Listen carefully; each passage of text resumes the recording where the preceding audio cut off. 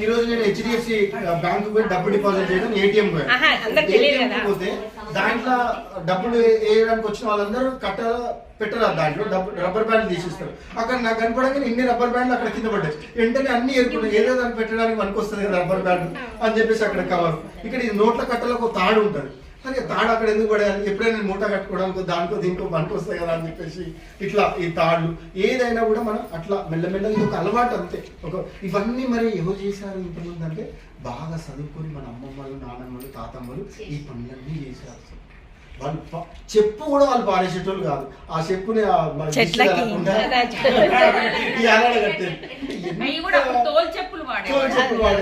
అసలు plastic plastic లేదు.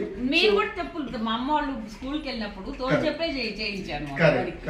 So అట్లా మనందరం నెక్స్ట్ స్టెప్ మనం మీటింగ్ కలిసేటప్పుడు ఎప్పుడు మీరు ఆచరించకపోయినా